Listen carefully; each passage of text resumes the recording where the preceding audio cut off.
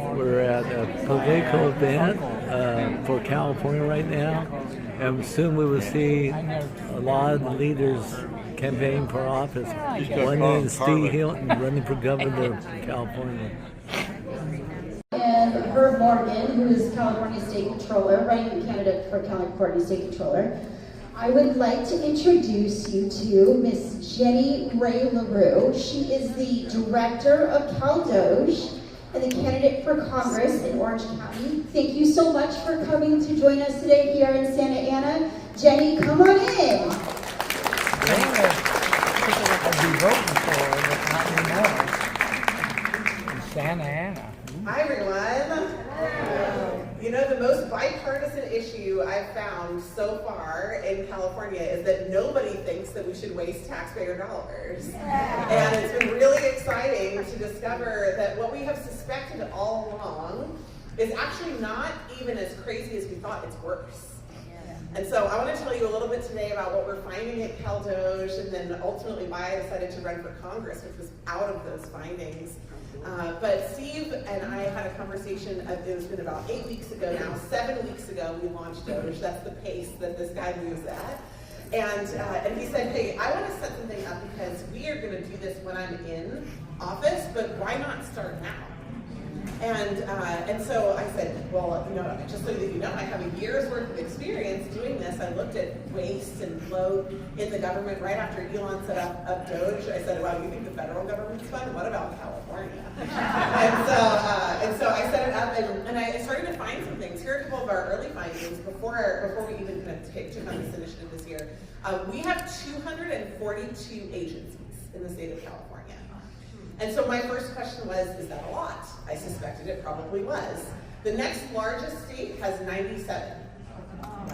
There is no reason why a larger state needs to have more agencies, right? We might need to spend more on some of those agencies, but there's no reason why 2.5 times the agencies are great. And have you guys ever tried to get them to talk to one another? Oh my word. So this is years, decades now of political favoritism, setting up a new agency to reward someone for something that they did, and then keeping that bureaucracy with fee-making ability and other issues. So we knew that this was a problem, and we just thought this is systematic of Democrat rule for a long time in California. What we have actually discovered this year, I said it's worse, it's much worse. What we have discovered is a institutionalized system of fraud in California, where money comes often from the federal government. So this is an American problem, not just a California problem. This is money that comes from taxpayers in Missouri and Georgia and Texas, comes to California, and then we redistribute it. But we don't just redistribute it to counties or government programs. No. We use financial intermediaries. So I'm going to give you the 3 examples that we've already made public. We have 850 investigations that we're doing right now. Unique investigations from all over the state. We are coordinated with the DOJ, with the White House, with the Office of the Inspector General, which is the policing arm of HHS. And also, where we can find them, friendly DAs in California. Many of them are unfriendly to this because they're in on the racket. This is the craziest part of it all. But the first one that we found, and this is just a great example of the kind of fraud that is present in California today, was that it's substance abuse prevention. So we, as a state, legalized cannabis through a ballot measure in 2015. And as a part of that, which, you know, not everybody reads the fine print, but this is the kind of thing that we, of course, do for this. A part of that was set aside funds from the new cannabis tax. We said, well, we'll legalize cannabis, but we want to tax it so it will generate revenues. That tax is meant to go toward substance abuse prevention. Okay? So when you think of substance abuse prevention, what do you think of? Like maybe treatment for drug disorders, or rehab, or maybe even like education in schools about how, you know, the dangers of marijuana. Don't drive and use, right? Those are the kinds of things that you would maybe think of. No, this is not what it goes to. Over 500 organizations run through one financial intermediary, the Center for Sierra Health. They micro grant, so it's harder to track. In the age of AI, though, they didn't know how to hide from that. And so we're able to find it now super quickly. And these are the kinds of organizations that they're funding. The Seek Youth Empowerment Fund, which enrolls high schoolers into, guess what, Democrat voter registration drives. Does that sound like substance abuse prevention to you? It doesn't sound like it to me. What about LGBTQ Asian storytelling in the Central Valley? That's totally substance abuse prevention, right? Like, these are things that reasonable people look at and they say, wait a second, we said, and I generally believe that in California we are good, generous, big-hearted people, right? We care about our neighbors. That's why we keep funding homelessness, right? And then it goes into this black hole, and now we're finally figuring out, you know what it's going toward? Democrat-based voting. So that the same people who gave them the money get back in power and can do it all over again. This is the loop that they've created. So our second investigation followed along a lot of these same lines. And we said, okay, you know, what are some of the key issues with this one? It was a power grant funded under the cap and trade tax. So what did we say? Big industrial companies that are polluters should have to pay a tax. We're going to take some of that tax and we're going to give it back in the form of affordable grants for solar powers and clean air, right? Well, this gets applied for by affordable housing developers, okay? And then what they do is they've spent, out of $1 billion funded, they've spent $72 million installing solar panels. So not all of the funding is fraud, but I would call $928 million of fraud kind of substantial. Yeah. And so that extra $928 million, guess what that went toward? Democrat base building. What do? They funded a nonprofit who goes around and knocks on the doors of all of the tenants of these buildings, and they say, did you know that you got a solar panel that was paid for by the state of California?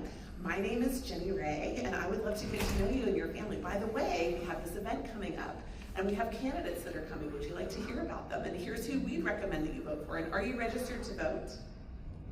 And they're spending our money institutionalizing their power. Right?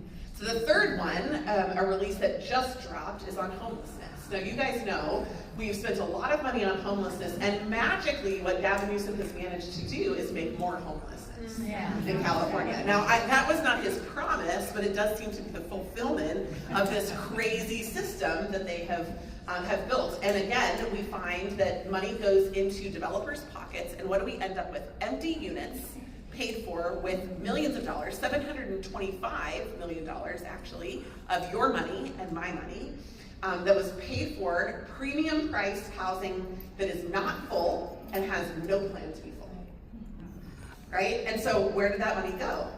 Well, there have been 3 arrests. I know you guys, you want heads to roll for this, right? So do we. We want justice and we want righteousness in this state. And so there have been 3 developers already in the Project Home Key universe that have been arrested, and the DOJ has their number. So we are coordinating at CalDOJ with citizen journalists like Nick Shirley and Amy Reichert and in Southern California and all over the state. And campaigning is like speed dating. So you learn to get around quick, see a lot of people, go to a lot of events all in one day. And I have a lot of different lengths of speeches. I have the 4.5-minute version, which is the one I'm going to have to give you today. I've also got a 45-minute version, which I will spare you. Same issues, same material, but much more brief. So let's see. So the 4.5-minute version starts with, I have been married for almost 30 years. I have 5 beautiful children, and believe it or not, 4 grandchildren. I gasp every once in a while too, just thinking about it. And all the credit I owe to my wife. She's been fantastic, been supporting me throughout my career. It started in private practice. I was an attorney here, actually, in the county of Orange, not too far from here, Santa Ana. And so I was a trial attorney for a number of years, defending our Orange County Sheriff's deputies when they got sued for doing their job. That's what I did in private practice, was I represented the county of Orange. I became a partner at that law firm, and then in 2014 I decided to run for city attorney of Huntington Beach. It's an elected position in Huntington Beach. There's only 10 cities that elect their city attorney, but they happen to be the larger city, so a lot of California voters vote for their city attorney. So I served there for 10 years, and then I resigned in 2025 to take a job. I was offered the Deputy Assistant Attorney General in the Department of Justice by the Trump administration. So I served in Washington, D.C. for nearly a year at the highest level of government. In fact, it's so high that in order to, the position above me is a Senate-confirmed position. So it's the highest level you can be at the Department of Justice without being Senate-confirmed. So it was one of those opportunity of a lifetime, couldn't pass it up type of situations. But the hard part was I left my family here in Huntington Beach. So it was very, very difficult. I could only get back to Huntington Beach once a month to see my family. And seeing grandkids by Zoom or by FaceTime, it didn't work. So in the summer, I knew I was coming home. The summer of 2025, I knew I was coming home. I just didn't know exactly when. And then the government shutdown occurred. And then I was home, working from home. And then I felt how good it was to be at home in Huntington Beach, California again, even though I was still trying to get some work done, but I was able to see my family. And at that point I knew, I'm gonna leave. So when I resigned from office, I wrote to Pam Bondi though, because I knew I was gonna come back and fight for California. And when I wrote to Pam Bondi, the last sentence of my resignation letter says, I'm gonna return to Huntington Beach to fight for California, to pick up the fight for California. So that's why I came home, to run for the Attorney General spot. I thought I might be fighting for California by going back to the city of Huntington Beach at first, which is what I signed up for. And then I decided, there's such an incredible opportunity here to run for Attorney General. So I jumped in the race to join Steve Hilton on the golden ticket. Just very, very briefly, in Huntington Beach, as you know, I was the architect of the voter ID law in Huntington Beach. I was the architect of the city's declaration of non-sanctuary status. Yeah. I was the architect of Huntington Beach's declaration that it's a parent's right to know city. Yeah. And I sued the state of California, just like that other case you saw that went to the Supreme Court. Huntington Beach also sued the state of California, challenging the state laws that mandated that teachers keep secrets from parents with regard to their gender identity and gender issues. So we actually prevailed in court and it got caught up on appeals. The sister case went up to the U.S. Supreme Court. So we were very successful in that case. I started a prosecutor program in Huntington Beach, a city-level prosecutor program, which means we had another layer of prosecution in addition to the county prosecutor.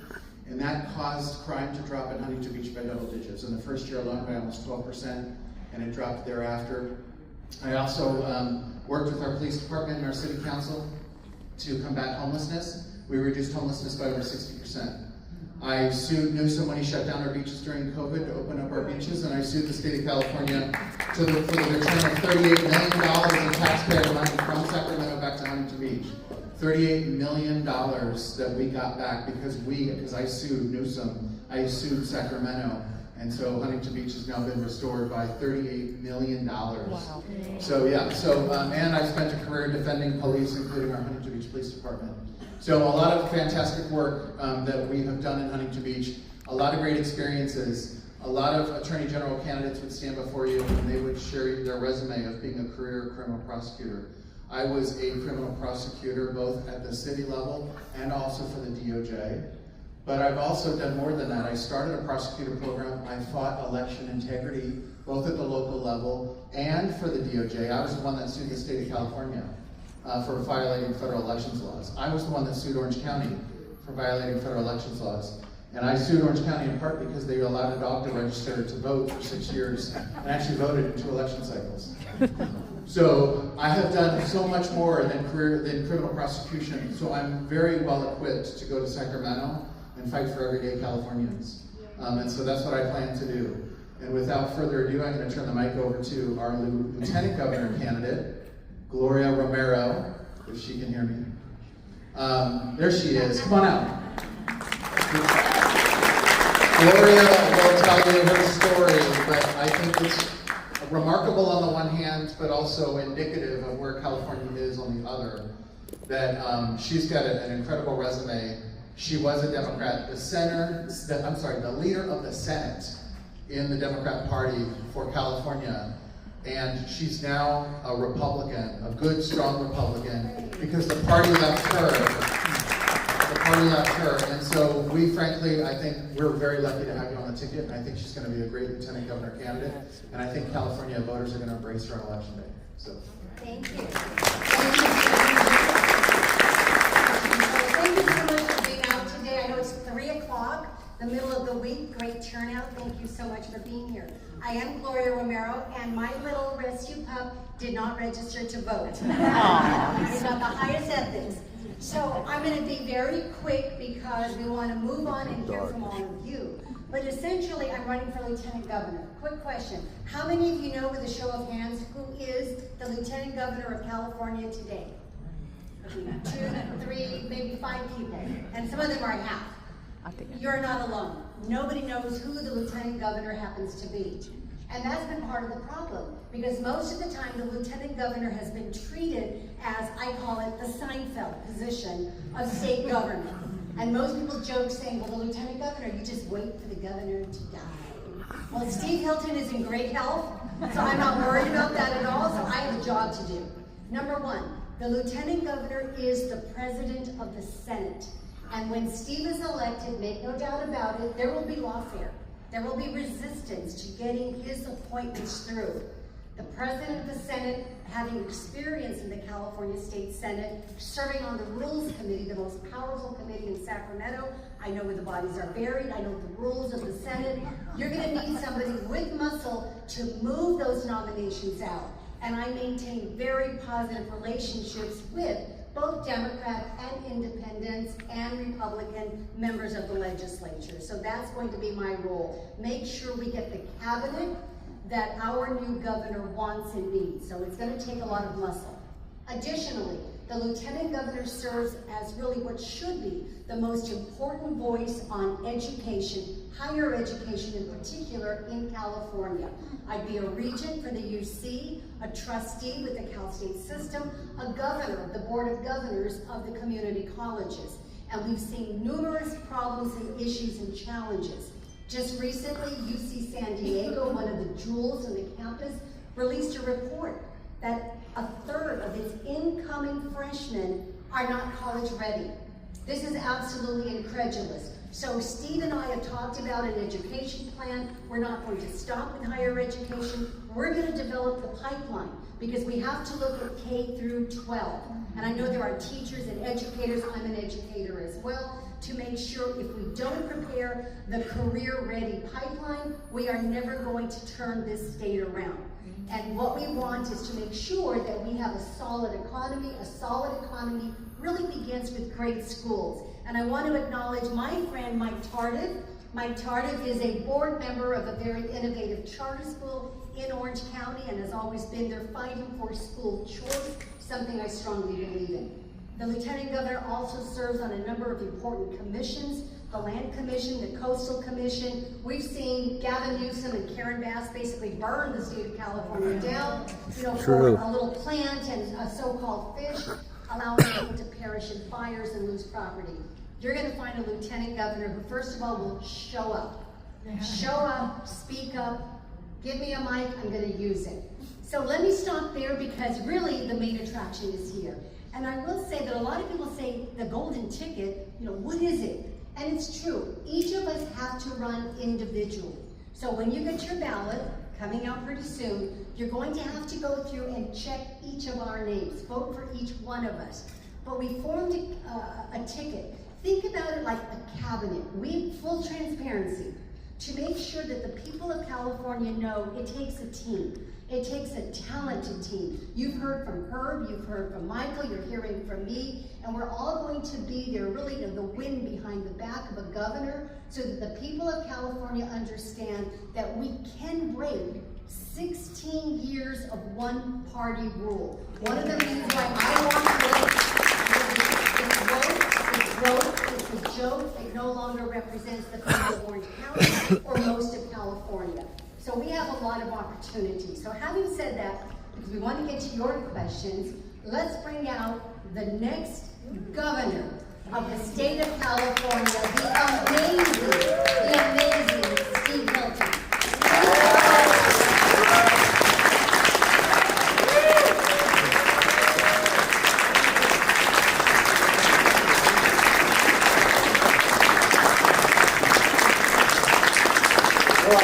morning, everybody. Great to see you. Thank you for coming out. Why aren't you at work? Get back to work. No, it's great to see you. I love seeing so many excited faces for this amazing opportunity. Are we going to take back our state this year? Are we going to show these far left lunatics they've done enough damage? We're sick of it. Enough is enough. You're out. We're in. We're going to make California golden again. So look, you've heard from this amazing team, and I don't want to repeat anything that's been said. And the main thing I want to say is that I love these events. We do these town halls, the Californiable tour, up and down the state. We've had fantastic crowds everywhere we go in California. And what I love about them is it's really your time. It's not my time. It's not our time. It's your time to ask questions and we'll respond. So we want to get to your questions as quickly as possible and make sure that you have, everyone has as many of you as possible. We usually don't have time for every question, so I'm just saying that, but we want to get to that quickly. And then there's another very important thing that needs to happen, which is that I know that many of you will want to take pictures, and I care about that very much as well, so we're going to leave some time at the end for that. So I just want to get straight into it, and just say one thing to start with, actually. I won't give you the whole big speech. I just want to explain to you why I think this is possible, and why I think this really is our year. And everything we're talking about here is not some happy talk to make ourselves feel good that finally we're going to make this happen. It's really true. This is the year. This is our best shot in at least 20 years to take back our state and make this state truly what we know it should be. The best place in the world to start and raise a family. The best state in the world to start and run a business. That's California. There's something I always say, I love this state so much. I moved here in 2012 with my wife and my 2 sons. And there's something I say, I've written it in my books, and I feel it so strongly. This state represents everything that is best and most beautiful and magnificent about our great country. California means to America what America means to the world. We have a responsibility to save this state, to stop it declining further and further and slipping into stagnation and people leaving. Why would anyone leave a state as beautiful as this? You've got to work really hard, right? And boy, have they been working hard to make people give up on California. Are we giving up on California? No. We are not. I am sick of being told that your only choice is to put up with the nonsense or leave. Why should we leave? We didn't do this to our state. They did it. They need to leave office. The people who did this to our state. And we're going to make sure that happens this year. Yeah. And I just want to say one thing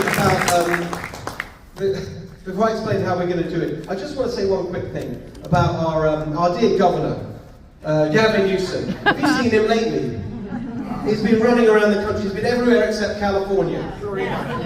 I can't decide whether I'm really angry that he's running around the country pushing his pathetic book, running for president, instead of being here, dealing with all the problems that he's created.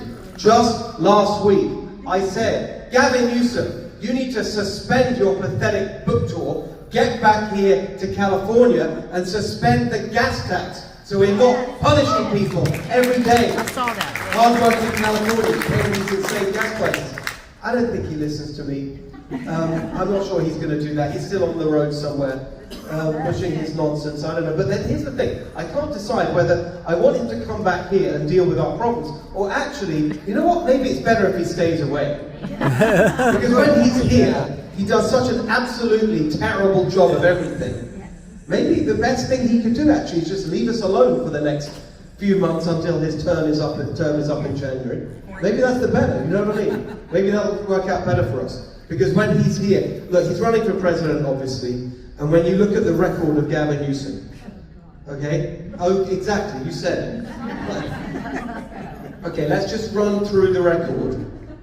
After 16 years of one-party rule, the highest poverty rate in America, the highest unemployment rate in America, the highest cost of living in America, US News and World Report, 50th out of 50 for opportunity. Wallet Up, 50th out of 50 for affordability.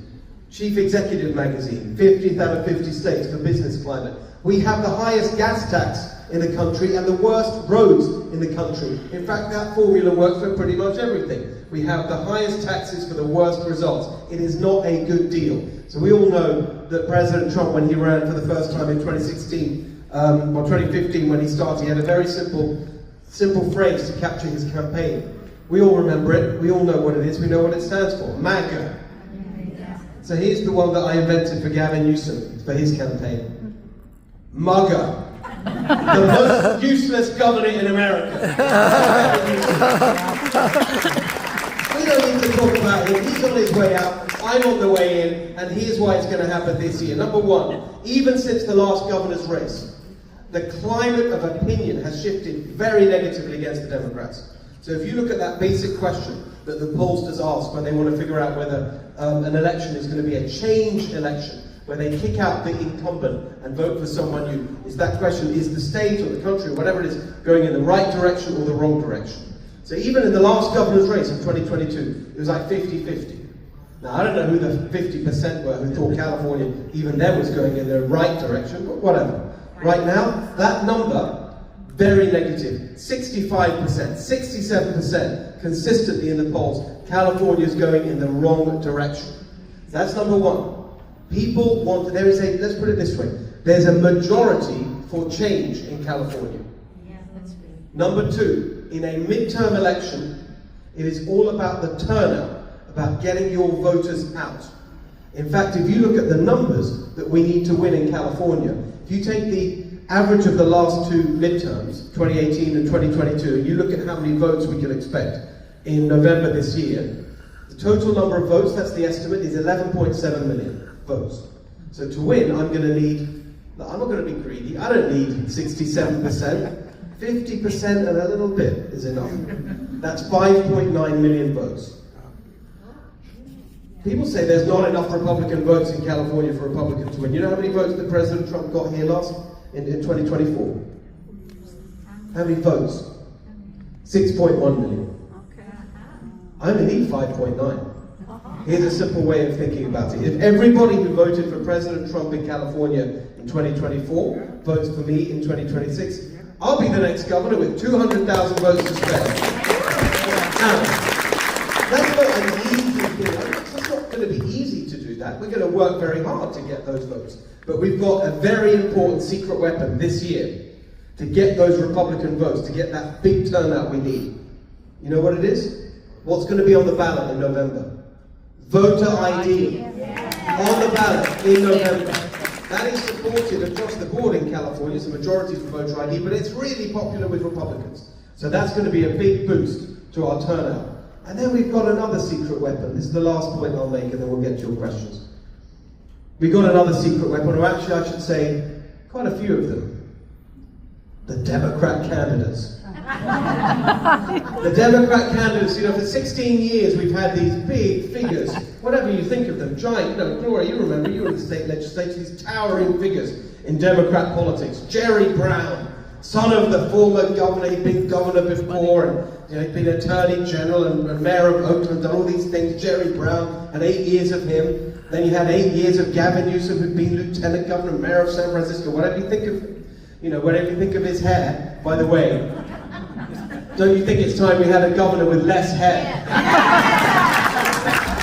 A lot less hair. How about that? And more brains. Jerry Newsom, what about that? Jerry Brown for 8 years, Gavin Newsom for 8 years, and now what have they got? Eric Swalwell. Katie Porter. The billionaire climate fanatic, Tom Steyer. How are you liking the Tom Steyer ads? Are you sick of them yet? I think we're all sick of Tom Steyer's ads. I don't think it's doing him any favors. Here's a way of thinking about it. As President Trump might say, when you look at these Democrat candidates, they're not sending their best. So look, we've got it all going for us this year. We've got a majority for change. We've got voter ID. We've got an absolutely terrible crop of Democrat candidates. We've got the plans, and you see it here, to make our state Californiable. $3 gas, cut your electric bills in half. Your first 100 grand tax-free. No more free healthcare for illegal immigrants, so we can lower healthcare costs for you. A home you can afford to buy. We've got the team to make it all happen. The credible team. We've got Jenny LaRue running Cal Doge to fight the fraud and the waste and the corruption. We have got Herb Morgan, the state controller, who's going to stop the insane spending. We've got Michael Gates, AG, who's going to prosecute. He's going to prosecute the fraud, fight crime, enforce immigration law, make sure that everything I try to do makes it through the system. And we've got Gloria Romero, the Lieutenant Governor, who's going to make sure that I understand as an outsider how Sacramento works and we can make everything happen. That is the golden ticket that's going to make our state golden again. Thank you very much, everybody. We're going to do it. All right. Who's up first? Okay, let's go. Oh, Avery's coming. Sorry. Some are just comments, but I've been following you, Steve, and Reform America, Carl DeMaio. One of the things I've heard is these horrible candidates, they have the backing of the unions. Yes. And I know that you verbalized that you're doing something about that, or trying to get the unions out of politics. Well, it's a very important part of the corruption. So the question was about the unions. And Gloria, I'd like you to speak to this actually, because you've got direct experience of this with your years in the Democratic Party. The Democrat politicians now are the puppets of the unions, and it's having an unbelievably negative effect on our state. You look at so many areas of policy, and it's the unions that are causing the problem. So I'll just give you a couple, and then I'd ask Gloria to speak to the relationship with the Democratic Party and what we can do about it. So number one is look at what's going on in our schools. So we have among the highest spending in the country for the worst school results. 27, I won't go into the details, it's just the basic point. Less than half of our students can read at grade level. For math, it's a third. It's an absolute disaster for the next generation, even though we spend pretty much the highest in the whole country. Why? Because thanks to the teacher unions' iron grip on the public schools, which is given to them by the Democrat politicians that they pay for, they bribe, let's be honest, these are bribes, because they bribe the politicians and the politicians give them what they want. What's happened is the schools have become focused on indoctrination instead of education, because of the teacher unions who are controlled by far left activists. That's on education. You look at housing, the first big issue that I really worked on before I was even a candidate years ago. One of the main drivers of massively high housing costs in California, it's definitely the regulations, you're right, there's so many things. There's regulations, the building codes, the war on single family homes where you can't build outwards, you have to build upwards, shoving apartment buildings into suburban neighborhoods, all of that is true. There's another really big part, which is lawsuits, fake environmental lawsuits. It's called CEQA, the California Environmental Quality Act. Anyone can bring a lawsuit to stop anything happening. 70% of CEQA lawsuits are filed against housing. You know who files most of those lawsuits? Unions. They use it as leverage to negotiate what they call project labor agreements, which all sound very nice. What it means is massively increase the cost of housing. So that's another example. These unions control everything. It's actually incredible to me. I really came of age politically back in the UK after the 1970s, a decade of terrible socialism in the UK. And by the end of it, the unions were running the country. And Mrs. Thatcher was elected in 1979 on a platform of taming the unions and to restoring sanity to the country. I look at what's going on in California now, it reminds me of 1970s socialist Britain, when you look at the union power. It's really disruptive in so many different areas. So, we have to defeat it. Gloria's going to speak to the relationship with the Democratic Party. It's a really big part of what we've got to take on. And that's why I'm just going to be very direct. Nothing will change in California unless we elect Republicans who are not the puppets of the unions. Thank you, Steve. Absolutely. When we think about Sacramento, this is a place that essentially is held hostage by special interests. And I want to make a distinction. We talk about a union. There are the rank and file, and there are the executive board. And most rank and file members are not happy with what is being done in their name with their union dues. Today, the most powerful political force in California, it's not big oil, it's not the pharmaceutical companies, you know, it's not big tobacco, it actually is the teachers union. 1,000 districts in California, you've got a war chest because everybody has to pay union dues. They take it out and they put it into basically the war chest. The Supreme Court ruled because there was a challenge by brave teachers some years ago saying you can opt out, and some teachers have. But many teachers still have not chosen to opt out because when they do, they get threatened, harassed, isolated. So it's a right, but it's a hard right to exercise. So what can we do? And I saw it all the years that I was in Sacramento. It's the Democrat Party is hitched to the teachers union, SEIU. We're hearing, thank God for Nick Shirley. We just heard about the latest fraud involving again to hospice care. That's again to one of the major public sector unions, the SEIU. Very low income workers who want to basically have a Cal Affordable, but their executive boards are making decisions in their names. And so we have to fight back. Much of the problem in education, who fights against looking at teacher tenure rules, a reform on that, some essence of meritocracy, parent rights, trying to secretly transition children without parents' knowledge.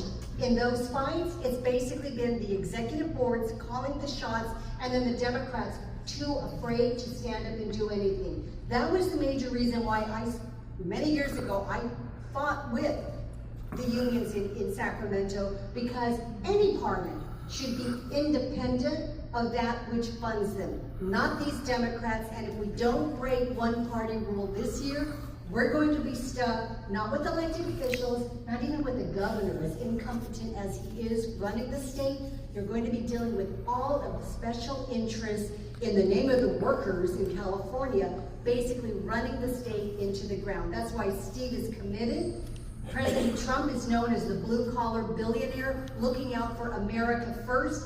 And when we believe in America first, we believe in the rights of working people, teachers, firefighters, police officers, janitors, you name it, to have a fair shot at the American dream and the California dream. And that's what Steve and the Golden Ticket will stand for. We are. We're all working. We're working. And that's one of the big changes that's happened in the Trump era of the Republican Party. This party has become the working class party, the party of the worker.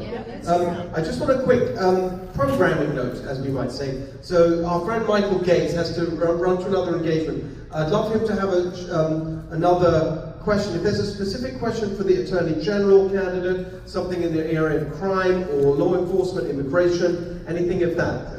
Your hand shot up now, so let's go with you. Thank you.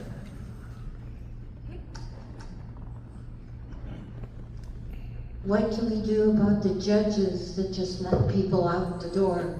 They commit a crime, they are accused, they're found guilty, and then tomorrow they're on the street. A very quick question. Here's one of the things the governor appoints the judges. How about that? So we're going to have these far-left lunatics. Secondly, prisons.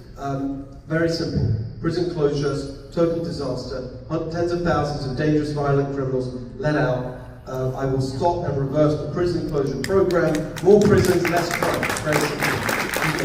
Yeah, this is a perfect example of where the Attorney General and the Governor, if they work together, they can accomplish a lot of great good for California. This is a great question. Steve Hilton is absolutely right with his part of the answer. The other part is, when I'm Attorney General, people don't really know this, but you're not just the lawyer for the governor, you actually have a whole host of independent authority under the California Constitution. There are 58 counties in the state of California. There are 58 district attorneys. There are 58 sheriffs. They all fall under my purview. So when I want to increase our enforcement of laws, when I want to have uniformity of our enforcement of laws throughout the state of California, when I want to accomplish something in the name of public safety or being tough on crime, I literally have direct communication and can give direction to our district attorneys, all 58 of them, and even our sheriffs, all 58 of them throughout the state of California.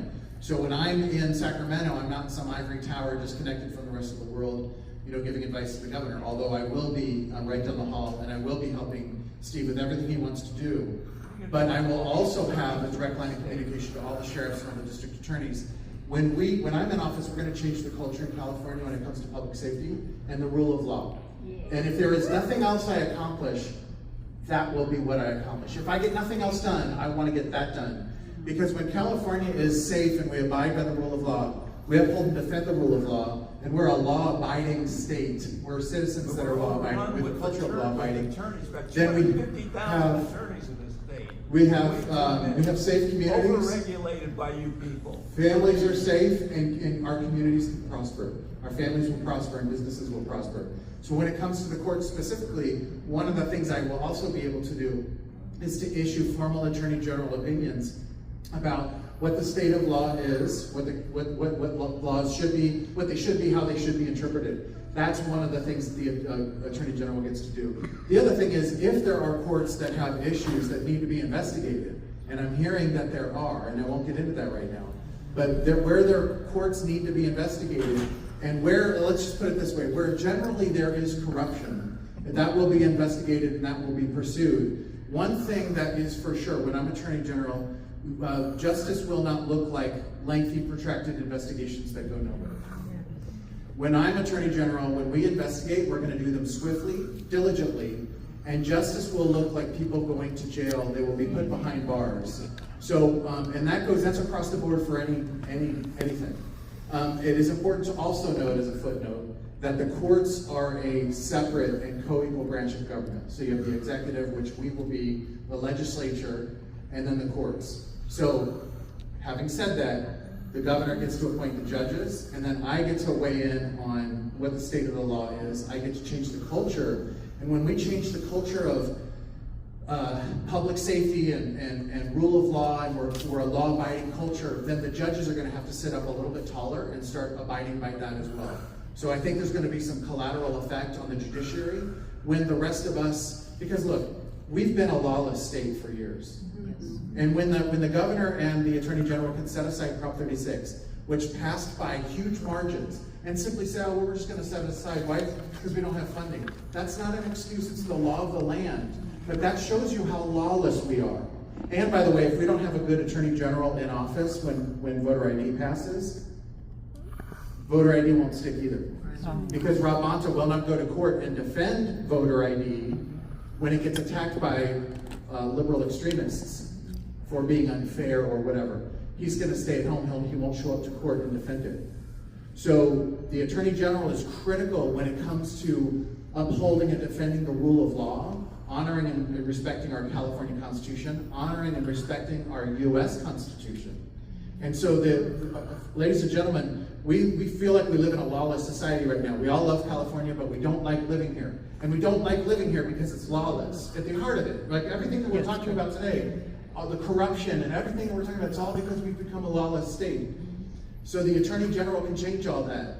And I'm going to change the tide. We're going to get back to it being tough on crime. Our sheriffs are going to know it. Our police units are going to know it. Our district attorneys are going to know it. We're going to be tough on crime. And if there's ever another George Gascon again, or another Chelsea Boudin again, I have the authority to go in and prosecute those cases in their district myself. So I can completely satisfy that. So with that, I'm going to have to turn the mic back over. I do have to sit in a bunch of traffic and get to my next event in Los Angeles. But it's great to be here. I'm so excited to be part of the Golden Ticket. We can do this, ladies and gentlemen. Please don't anybody sit there and think this is all well and good and we like what you're saying, but what are our chances? No, let's get out and vote, spread the word, and let's change California together.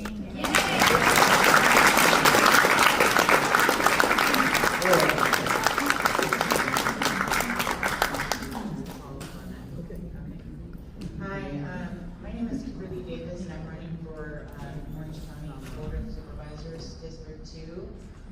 And the reason why I'm running, it started off as a personal reason, and we just spoke about this, the corruption in family court. Oh. My son was taken from me a year ago. We'll just stand up. Yeah. My son, who's 5 years old, was taken from me over a year ago. And this was done by the corruption of family court today. Specifically Minors Council, who has the current one that's under mine has $24 million that they're greasing palms and doing all this stuff. And again, this is a lawless state. How does a 5-year-old child who needs his mother end up with an alleged perpetrator because I stood up and I reported alleged abuse, and then I found out there was a crisis, and I wasn't just the only family that this is happening to, and the judges that were appointed by the current governor are, sorry, they're just, it's horrible. I had no chance when I came into that court. I spent almost $200,000 on attorneys, and I didn't have any chance because it was already premeditated on my child being taken from me. And right now he is needing his mother. And that's why I'm running, because they messed with the wrong one. Finally.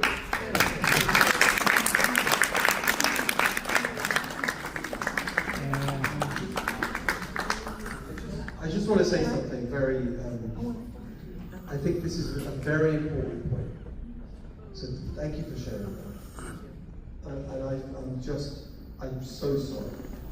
But this is why I love doing these events. Because I'm learning so much. And one of the most shocking things that I'm learning, up and down the state, I cannot tell you how many times I hear a story like this. A slightly different version, but a story like this. And it's so important that you stand up and you bravely tell the story, and that you're fighting. So I want to thank you for that. Thank you. And I just want to tell you what I'm learning. There's something, I'm going to use stronger language than you. I'm going to use stronger language than you. There is something, some kind of evil has infected the family court system in California. And it's infected the bureaucracy that runs all this, the Department of Social Services in Sacramento, whatever they call it in each county, the Department of Family this or Child Protective that, whatever, is being infected by a truly evil ideology. And it's so shocking to me. These stories, I'm going to share one if you don't mind on behalf of someone. I know she wouldn't mind because she came onto my podcast to share it. So she's already done this publicly, so I know she wouldn't mind. So this is a very similar story. This is a lady in San Bernardino County. And she was the victim of domestic violence. The victim. And she fought back and she bravely reported it, and that's not an easy thing to do, as we know. And she stood up against her attacker, her husband. And they're now divorced and separated. He's in jail, thankfully. Because of her bravery, he's in jail. You know what happened? After after all that happened, she got a knock on the door from Child Protective Services. They broke down her door and they took her 4 children away from her. Why? Because they alleged that she had failed to protect them from the violence. She was the victim of the violence. And she's the one who loses her children. Do you know the age of the youngest child that they took away from her? 7 weeks. Oh my. These monsters Terrible. took a 7-week baby, breastfeeding mother. They took the baby away from her, along with her 3 other children who are all older. They're still separated, still with some foster parent. He's probably abusing her. And it's just incomprehensible to me that this is happening in our state. But it's happening on a scale that I wouldn't have believed until I had the honor of hearing stories like you from people like yourself.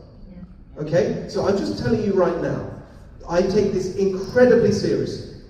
And every single week there's a new story.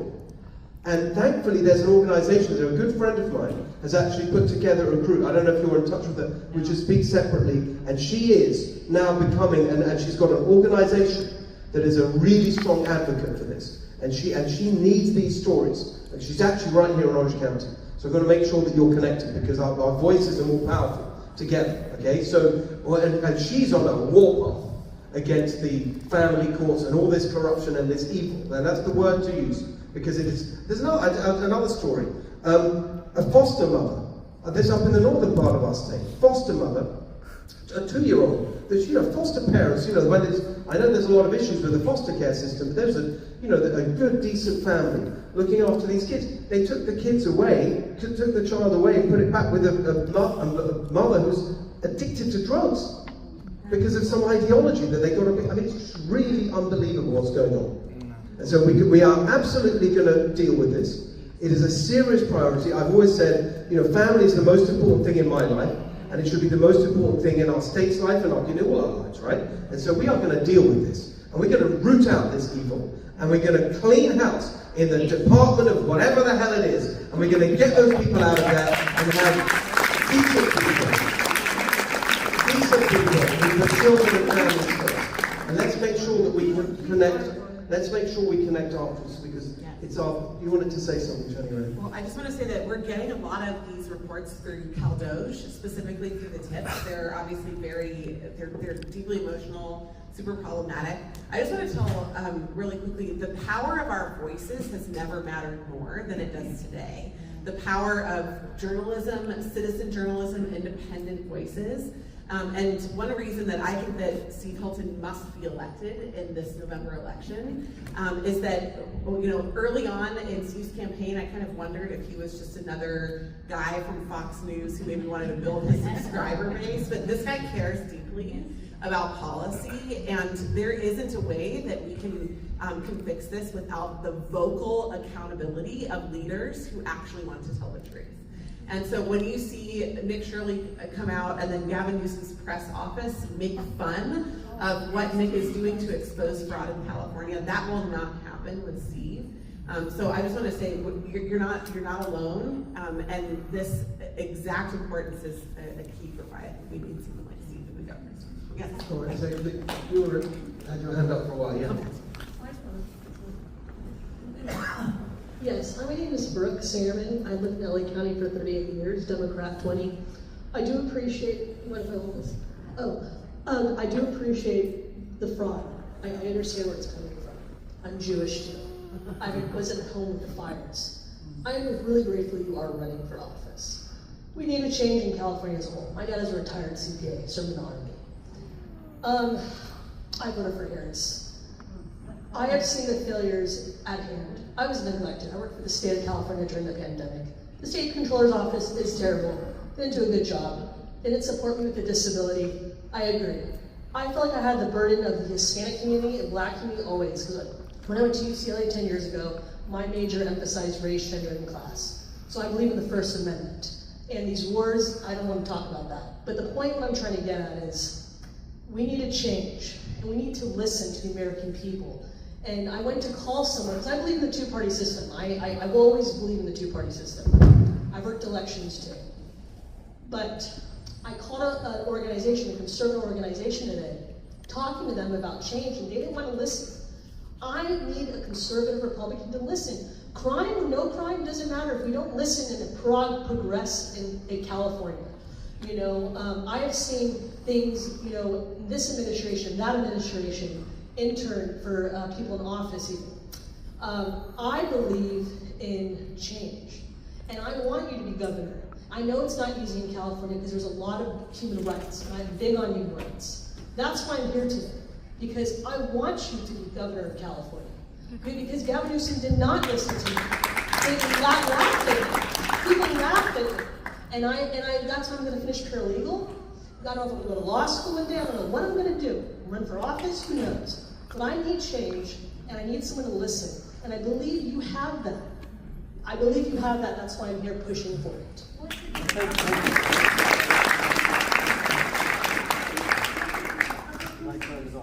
Not not listened to. I was just trying to tell them that, I'll tell them about it in private. It's just, you know, it's just, I want to say thank you for that very much. I really appreciate that. And look, I love the fact that we've got people here who have voted Democrat in the past and are now here as a voice for change. That's what it's all about. We're not going to win unless we have a big coalition of people. And that's what I've always believed in, right? It's not, I really mean that. That's why I see this as a team effort in the broadest possible sense. Obviously the team of very qualified people to carry out these particular functions and the appointments that I've been announcing. For example, last week I announced the person that I would be nominating to run the Department of Natural Resources, a real expert farmer who knows about water and so on. But the team really is all of us. We are the team, right? It's going to take all of us. And you know that we're up against the establishment, and they're so arrogant and contemptuous, and especially against people who kind of, betrayed the party. I mean, look at how they treated Gloria when Gloria walked away from the Democratic Party. But she's strong and tough, and now, I don't speak for Gloria, but thriving in her new home, which is much nicer. So we welcome everybody. We welcome everyone, and the listening part is incredibly important. I really mean it. So many of the specific things that I've been announcing as policies during this year have come from meetings like this, where I've heard a story or I've heard a concern, and it's very clear that this is a widely shared thing. You hear it a few times and think, okay, this is a big deal, we need to do something about this. It's an incredibly useful thing. I really mean it. I love these much more than anything else I do. You ask my team, right? So the listening part is very important. And I do feel that, I just want to kind of say to you that all my career, I've truly believed in this, what I think of as the decentralization of power. Whatever I've worked on, whether, the businesses I've started, the books that I've written, the kind of policies that I advocated for when I was in the UK government with David Cameron as Prime Minister, it's all been in the same direction, as putting power in people's hands. One thing you really need to know about me, I hate bureaucracy, I hate arbitrary rules and BS and authoritarian attitudes. I hate the kind of arrogance that you get from power. That's why I'm so determined to beat these people, because the way they treat people now is just contemptuous. They think they're going to be in power forever, that they're going to rule this state, that they basically own this state, and nothing's going to change, and it's dry, and I'm not going to let it happen, right? Because we, the people, deserve change that you're arguing for. So I just want to say thank you very much for being here and for what you said. Thank you.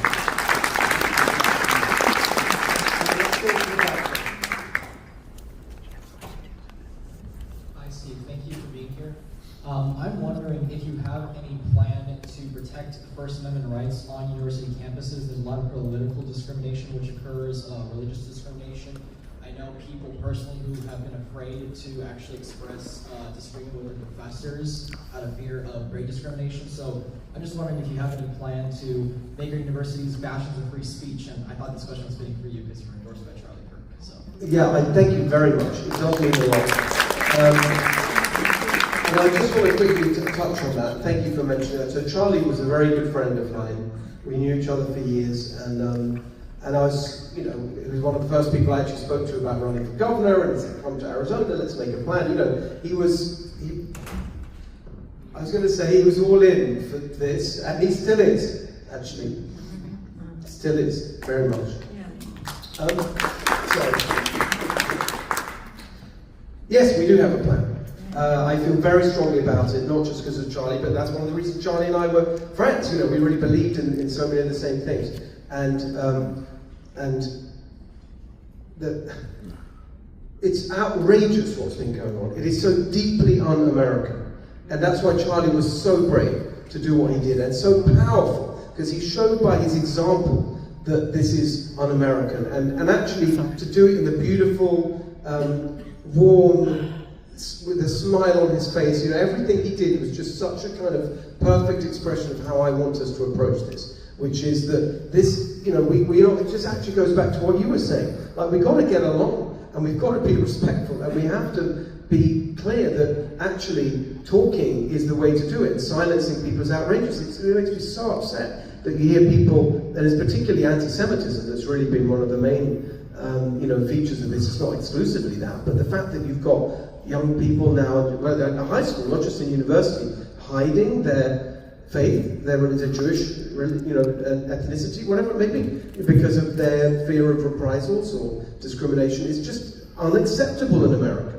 It's unacceptable. Now, I'm not going to be running America, but we will be running California, and we're going to deal with it. He said, well, what's the plan? The plan, a big part of the plan, is sitting right here. The person who will be on the board of the University of California and all these other colleges, Gloria Romero. And so, as Lieutenant Governor, Gloria will be on the board. So I'd like Gloria to talk about that and our commitment to this, which we've been clear about this together for years. Thank you. Free speech is the First Amendment for a reason. Right after October 7th, when we witnessed the horrors of essentially Jew hate that was occurring, the assault, the rape, the murder, especially of young girls. Then we saw at UCLA on our television. This is a public university. Steve and I immediately, we went to UCLA. We called on the governor, the lieutenant governor, the president of the campus, the regents. Where are you? Come out and defend the right of students of the Jewish faith to be able just to walk across the quad in safety. Nobody should have to fear for their life anywhere but on a public campus, UCLA, that we all pay for. So Steve and I did that right away. We are committed to ensuring that the compacts that have been negotiated between the Trump administration and UCLA, USC, other campuses, we are going to sustain those. That's why Michael Gates will also be very important as the Attorney General to ensure that Steve, myself, the AG, again to the Controller, basically looking at how this money is being funneled, that is giving money to many organizations that are terrorists, quite frankly. We are going to make sure that everybody is safe. And I don't know if you'd like to speak on this issue, Mr. Controller, about what you can do as Controller in looking at this fund. Future Controller, January. So the State Controller has a wide raft of authority, not only to audit any entity that touches your money, but also to withhold payment, even payment that's authorized by the legislature under certain circumstances. Failed audits are one circumstance. Failure to comply with other areas of the law. So, for example, violating free speech, First Amendment rights, would be a legitimate reason to withhold disbursement. So we will use that carrot. You want your money, you need to get your act in order.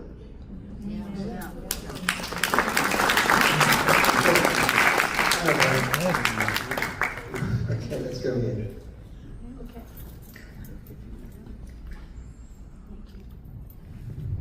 First of all, I want to thank you for coming because nobody comes to Santa Ana. I love Santa Ana. Are you kidding me? Okay, can I just say, who knows Cafe Cultura? That's a great that's a fantastic, but I've been there a few times. Great. So I love coming. I want to make a point. Yeah, please. I'm a community leader in South Coast Metro here in Santa Ana. I'm retired. I'm going to be 81 years old. And I got involved because I saw so much corruption and things that were happening on the street. So I know quite a bit about Santa Ana in my little neck of the woods. But my experience of going, to give you an example, we have a council member who won't even stand for the flag, and nobody stands up about it. They just talk about it behind the scenes, and isn't that awful, and this is disgusting, but nothing ever happens. He doesn't stand for the flag every single council meeting. We have another councilman who is a school teacher, and he teaches ethnic studies. And he came before council one day and he talked about how he was so happy that he had organized in his ward a children's march, and we're talking about elementary school kids, to groom these kids for the next generation of protesters. And then we got into the protesting situation here at the various universities. I'm the only one that spoke up about it. I'm the only one that went and called him out. But the point I'm trying to tell you is that in these communities, people are afraid to speak up. There are people out there that I know police officers, I've worked a lot with police officers, the quality of life team. I know what people are thinking and feeling in the community, and I will tell you, they're terrified to go and run for council, to be anything other than the current culture that we have here in Santa Ana. You have to find a way to reach these people because they will vote for you. But they're afraid, they will not speak up, they won't wear a MAGA hat, they won't wear one of those hats, because if they do, let me tell you, they're in trouble. So I'm just saying, I thank you for coming here because it's very important to us. It's a very important, it's a very important place, a lot of history here, by the way. It's a very important place in the history of our state. I love it here. Look, let me put it this way. I'm a practical guy. I've run businesses most of my career, worked in business. You've got to focus on the next thing. The next thing is winning the primary. I've got to get into the top two in this ridiculous top two system we have in California. If I don't get into the top two, it's all a waste of time, right? So then, when I'm in the general election, it's all about winning statewide. And that is when we will be going, I'm excited about going exactly to the places where maybe Republicans have never been or haven't been for ages. That's the part I really love. And I've already done a bit of it. And it's just incredible. You see the reaction when you think, wow, we've never seen a Republican. We've never seen a Republican like you. I understand, I'm a little bit different to the normal Republicans, but I'm just saying that is, you are 100% right. And this is what I really want to get at, which, and you mentioned Charlie. I'm going to bring up Charlie again a little bit. This time, hopefully, I'll get through it without breaking up, but he was a very dear friend. So look, it's about believing that change is possible. It goes back to what you were saying, which is that we've so long now that we've been living under this, this weight of this oppressive weight of this far left, this one party rule, this ideology. I understand what that's like because my parents are Hungarian. They fled communism in Hungary. When I was a kid, we would go back to Hungary. It was a communist country. I remember going on the streets with my cousins in Szeged, our hometown in Hungary. I was like 10 or 11 years old. Maybe you've heard me tell the story before, some of you. And with my two cousins, and I don't know, I was just like mucking about, and I said something in Hungarian. I speak Hungarian, and I said something in Hungarian about the guy who was the then communist leader of Hungary. Like, he's an idiot. I said, Hungarian. And I just didn't think anything of it. And then that night, I always remember this conversation, my aunt took me to one side in our apartment and said, look. Broke that news about the fake high school diplomas being shipped abroad. So then those children will be coming back to the state saying, hey, look I went to this high school. I think it's Belle Verde out in Rancho Cucamonga. She broke that story yesterday, that they found out of the fake high school diplomas. So Sonia Shaw is great. I've endorsed her for state superintendent. She's fantastic. We need to get Sonia elected. She's great. And I know you can say this kind of thing in England, and it's fine. And it's funny to you, but you can't say stuff like that in Hungary. Like here, your cousins could get in real trouble if someone overheard you say that. I could lose my job. And so I really understand that kind of weight of oppression, and I'm not saying that it's communist here, whatever, it's heading that way, let's be honest. But it's definitely authoritarian. And this idea that you can't speak out. Now, I'm telling you it's changing. It's really changing. And the fact that we're getting such great support for this campaign is really changing. I'm just today, I've got a ton of messages from LA, from people I would never have expected, because they saw, just today, the LA Times published a poll that had me leading. Now actually, I've been leading in most of the polls. It's the first time they saw it in the LA Times. So, oh, LA Times, perfect, right, okay, now. And it's like, wow, you're leading. And it's just opening people's eyes to the possibility that we could actually have change, that this really might happen. And so it's bit by bit, it's not going to happen overnight, but something is happening. People are calling me, people are reaching out who I never would have expected. Former Democrats, big names, you'll hear some of them in the weeks and months ahead, who you would never have imagined actually stepping up and saying, I'm with this guy. And former Democrats, It's happening. Something's happening. And as we go through the year, it's going to get more and more like that. That's why I put so much time into traveling the state, meeting people, doing these kind of events, because it will be a grassroots thing. Because and that's what I love the most, because that's always where I've been. The people against the establishment. I've always been, my show on Fox News, Gloria mocks me for, she teases me, I should say, for how I used to say it with my accent, positive populism, but that's what it, like, that's what I mean, like, we can do that, it's anti-establishment. I've always hated the establishment, being told what to do, bossed around, who the hell do you think you are? That's my attitude. And we really have that here in California, with these arrogant people. But we are throwing off these shackles. That's what's happening. It's freedom. That's what's happening here in California. It's really happening. And so you can be sure that I'll be back in Santa Ana, and you can be sure that we will be spending a lot of time, especially once we're safely through our primaries, in all the places that the Democrats have taken for granted for all these years, and patronize people and assume that they're going to be Democrats forever. Not anymore. It's going to be a real revolution this year in California.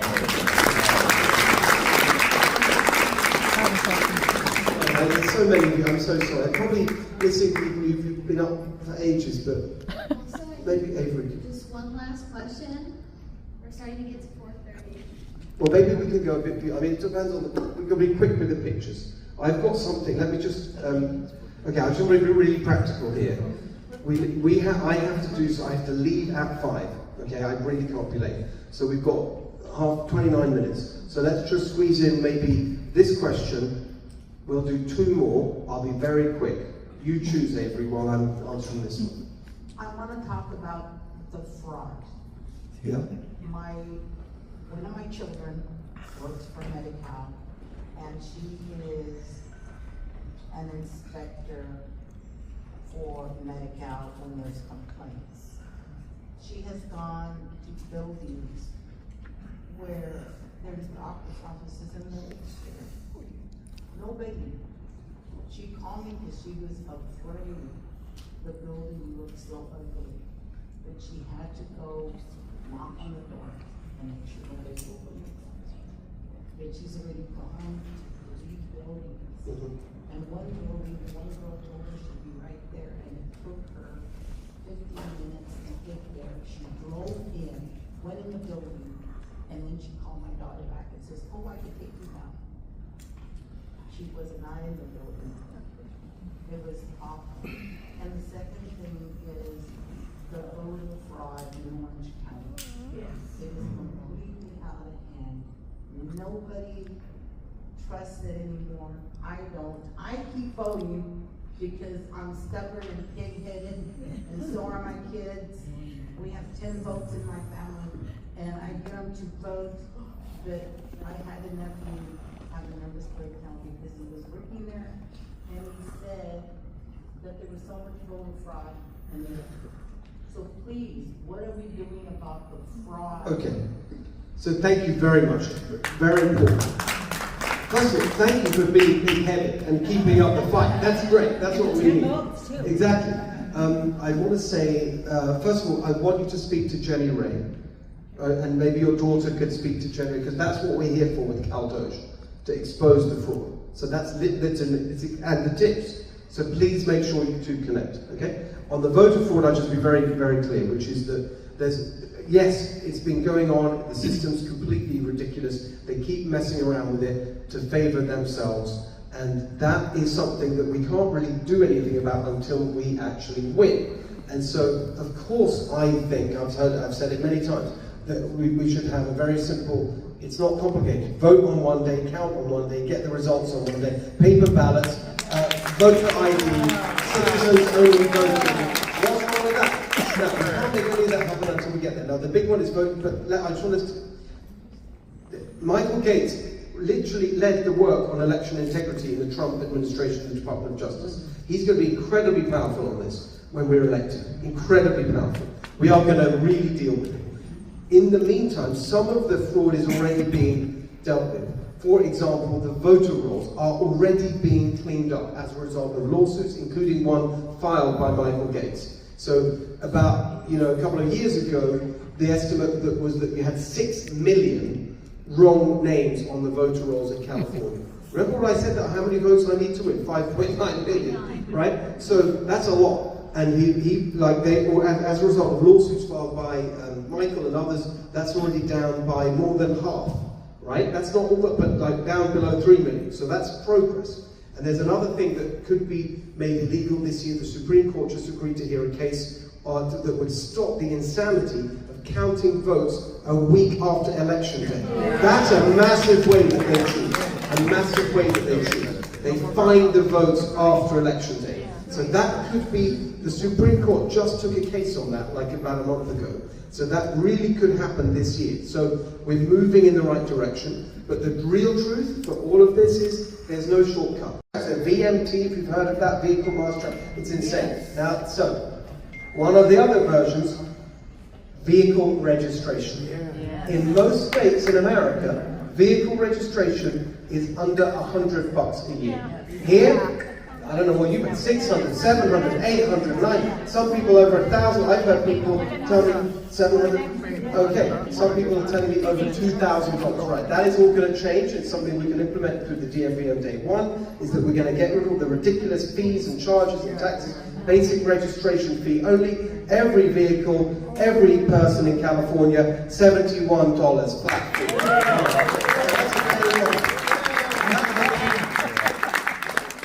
Now, the other things that will happen on day one, these are bigger and broader, but they're very important. Number one, we are going to send to the legislature a budget that will implement all of this. Yes. And they're not going to like it, because it's going to be a massive reduction in spending, because we're going to cut the fraud and the bloat so that we can cut taxes, and we've got to get rid of this climate insanity that's driving the cost so high, and all of these other things. It's all going to be in the budget. The budget is the main policy-making thing in California government. And the governor publishes it in January, and then they negotiate with the legislature, and they do the May revise. It's a whole process, but it starts on day one. And that will be the agenda that I've run on, the plans that I've run on, put into the budget. And people say, well, how are you going to get anything done because you've got a Democrat supermajority? First of all, we're going to try and break the Democrat supermajority this year by electing more Republicans. Fighting for every Republican candidate. On our democracy, how much you care about our democracy. Are you going to really say that when the people have voted for change, for this governor with this plan, you're just going to ignore it? No, I'm going to challenge them to stick to what they say and implement the policies that the people just voted for. That's the budget. But if they don't do that, and let's assume they're a little bit antagonistic, then this is how we can make change happen. And this is the third part, which is appointments to the bureaucracy and executive orders. That is actually where the power lies. So many of these insane things that are making life a misery for every family and every business in California. Look, I used to run restaurants. You try running a restaurant in California today, it's a total nightmare. Just the endless harassment on everything. So much of that is coming from these agencies. CARB, the California Air Resources Board, or the Coastal Commission, or if you're a farmer in the Central Valley, the Pesticide Board, the State Water Resources Control Board. Endless, there's 200 plus agencies, thousands of appointments. I'm going to be ready on day one to make the big changes we need. We're going to kick out the climate fanatics and the woke ideologues and the bureaucrats, and we're going to put in place on day one into these agencies common sense people who are going to make life easier and more affordable for California families and business. That's all right. So I'm really sorry that we have to wrap it up. There's a couple of things I want to say, which is, first of all, thank you so much for coming. Thank you for everything, for being here. I want to say, and it's in the spirit of some of the conversation we've had, I can't do this, we can't do this for you. We can only do it with you. So please join us. Thank you for being here. You've got your beautiful pin here, which I love. So this is why. So here's what I want to say. Please sign up for the campaign. Every single one of you here can be incredibly useful for our campaign. You can share things on social media. You can, when it comes to the time of door knocking and yard signs and all that, every single one of you can be part of our army for change. So please sign up. We need to know your information, otherwise we can't, help you. Help us. Secondly, over here, my friend David has got some amazing gear for you to buy, including these beautiful pins, which the California Stars and Stripes pin, as seen on TV. I always wear on television. you can have one for $41 because it helps me become the 41st governor of the state of California.